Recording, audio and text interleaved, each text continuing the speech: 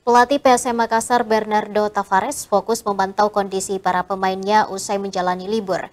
Ia mengaku tidak menjadwalkan laga uji coba dan hanya akan menjalankan program latihan seperti biasa. PSM Makassar kembali mengumpulkan para pemain meski Liga 1 musim ini belum pasti kapan akan dilanjutkan.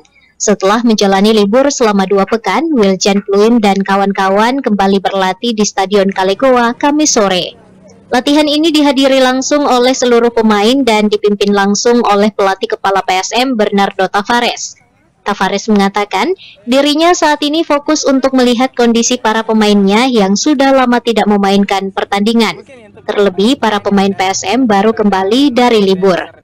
Meski demikian, Tavares mengaku belum memikirkan untuk menggelar laga uji coba sambil menunggu kepastian kompetisi Liga 1. Ia hanya akan menjalankan program latihan seperti biasa. So we're gonna see the condition, physical condition, and the first target is this. But not forget all the other things. So we're gonna try to put fitness and tactical and technique, all the components of the game. Ya, dan kita akan lihat kondisi daripada pemain,